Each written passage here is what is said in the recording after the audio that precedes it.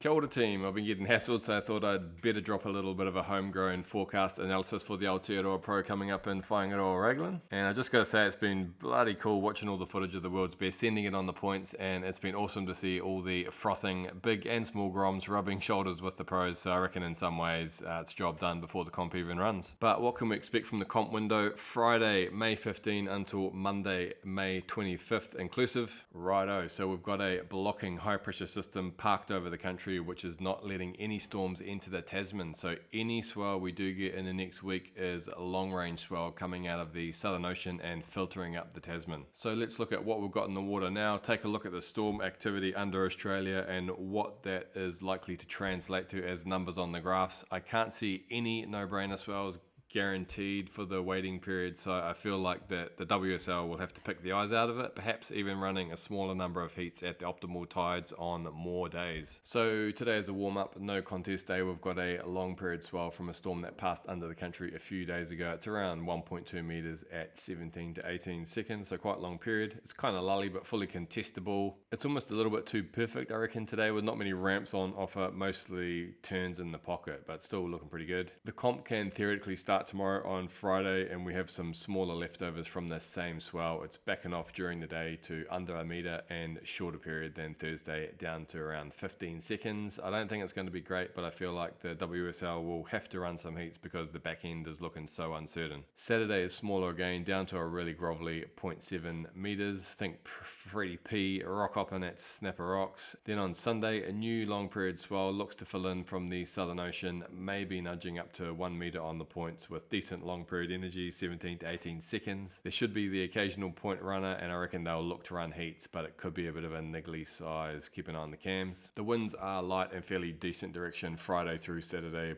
Possible cross-shore ribs at times. Monday, it's getting pretty small, down to half a meter or thereabouts on the back end of Sunday's pulse and looking like a real struggle. Tuesday, Arvo, and Wednesday have been a real tease. There's a possible lift in the swell, but the size and period of that swell hasn't locked in. Its theoretical origin is from a storm under Western Australia that has been hard to pin down. The angle of the fetch and the wind speed has been bouncing around a lot in the models, and it's fair to say it's not ideal, with much of the fetch corridor pointing at Antarctica, which could be pumping down there, but as far as I know, the WSL don't have their permits for a venue change, but we're hoping enough work gets done by the storm Thursday through Saturday to Sunday, and it will serve up something surfable through midweek, most likely Tuesday Arvo, Wednesday morning, but the numbers aren't looking great. This storm could easily downgrade or upgrade. Keep an eye on the numbers. What's going to happen into next weekend is the million-dollar question. The models can't decide whether we'll get some surfable long-range swell, but if we do, it's most likely to be Sunday or Monday, in which case most of the heats will have had to be run. That high pressure system should eventually turkey off, and there's a reasonable chance that a Tasman storm will materialize and serve up some contestable conditions. These scenarios are not locked in by any means, so there will be some tricky calls having to get made by the contest directors, but for what it's worth, the latest 14-day model run I produced behind the scenes is showing a lift in swell Friday through Monday, with a caveat that the numbers have been fluctuating wildly with each model run. Such is the case for long range forecasting. I'll keep you updated as best as I can.